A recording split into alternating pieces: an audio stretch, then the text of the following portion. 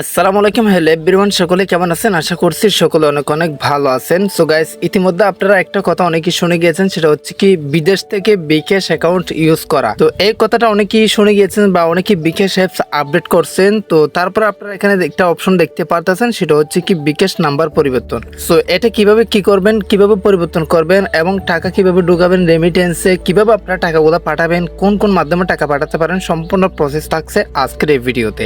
আপনি যদি এই সম্পর্কে ভালোভাবে জানতে চান তাহলে রিকোয়েস্ট করব watch this full video. So let's get started. Alright guys, first of all আপনাদের যে কাজটি করতে হবে, বিকাশ অ্যাপসটি ওপেন করতে হবে। আমি আপনাদেরকে স্টেপ বাই স্টেপ বুঝিয়ে দেবো, জাস্ট আপনারা ভিডিওটা মনোযোগ দিয়ে দেখুন। তো তারপর আপনারা এখানে তিনটা অপশন দেখতে পারবেন।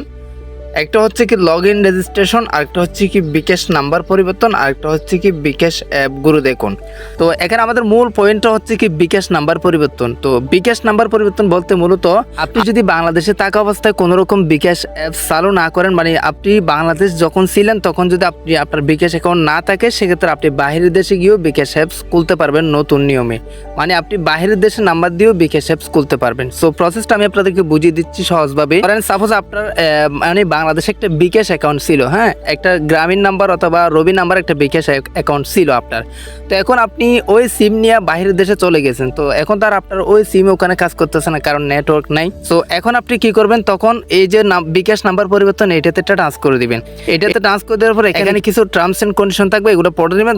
তারপর আপনারা এগিয়ে যান, এটাতে ট্রান্স করে দিবেন একদম নিচে। সো সাপোজ ধরেন আপনি বাইরের দেশে চলে আসছেন, এখন আপনার বিকাশ অ্যাপসটা চলতেছে না, কারণ আপনার সিমে নেটওয়ার্ক নেই। সো এমন অবস্থায় আপনি কি করবেন? তো আপনার যে কাজটি করতে হবে, এখানে আসার পর আপনি জাস্ট এরো এখানে একটা ট্রান্স করে দিবেন।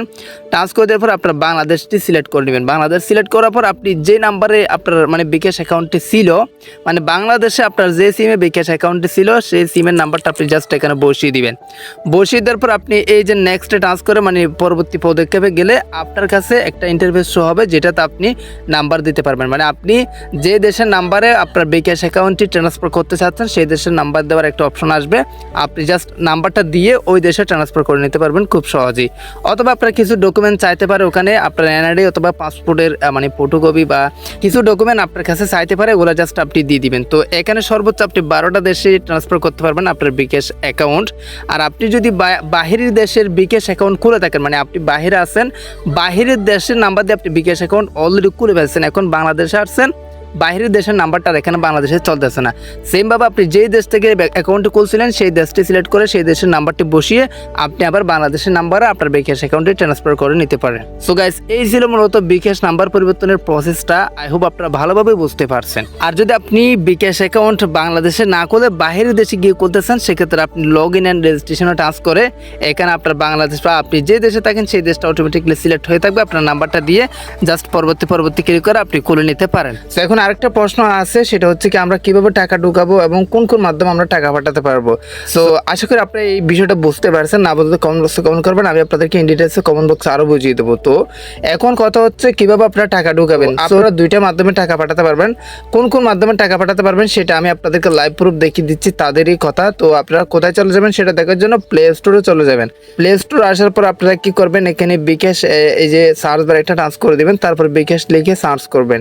বিকাশ লিখে সার্চ করার পর বিকাশে ঢুকে যাবেন। তারপর এখানে ফার্স্ট একটা নোটিফিকেশন অলরেডি তারা দিয়ে দিয়েছে। এই নোটিফিকেশনে মানে বলা আছে, দেখেন আপনার বিকাশে অ্যাকাউন্ট ব্যবহার ও লেনদেন করতে পারবে বিদেশ থেকেও। তো রেমিটেন্স চ্যানেলের মাধ্যমে টাকা লোড করে, মানে রেমিটেন্স চ্যানেলের মাধ্যমে মূলত আপনারা টাকা লোড করতে পারবেন। মানে রেমিটেন্সের মাধ্যমে আপনারা টাকা ঢুকাবেন, টাকা লোড করে দেশ থাকা প্রিয়জনদের সেন্ড মানি এবং মোবাইল রিচার্জ করতে পারবেন সহজে।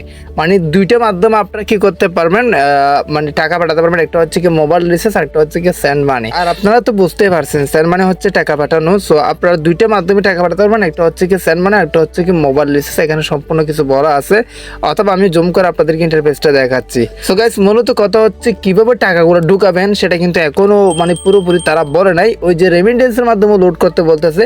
তো কিভাবে টাকা ঢুকাবো এইরকম যদি ডিটেইলস আপনারা ভিডিও চান, অবশ্যই এই ভিডিওর কমেন্ট বক্সে কমেন্ট করে জানাবেন। আমরা পরবর্তী আপনাদের জন্য ভিডিও নিয়ে আসবো সেই সম্পর্কে। সো গাইস, ভালো লাগলে অবশ্যই চ্যানেলটি সাবস্ক্রাইব করে রাখবেন, লাইক করবেন, কমেন্ট করবেন, বন্ধুদের মধ্যে শেয়ার করে দিতে বলবেন না, যাতে এই আপডেট সম্পর্কে সবাই জানতে পারে যারা বিকাশ অ্যাপস ইউজ করে। সো গাইস, আই হোপ আপনারা বিষয়টি ক্লিয়ারলি বুঝতে পারছেন। অবশ্যই কমেন্ট বক্সে কমেন্ট করবেন কোনটা বোঝেন নাই। সো এই ছিল মূলত আজকের ভিডিও। আজকের ভিডিওটা এখানে শেষ করতেছি। সবাই সুস্থ থাকবেন, ভালো থাকবেন। দেখা হবে নেক্সট কোন একটা ভিডিওতে। আসসালামু আলাইকুম।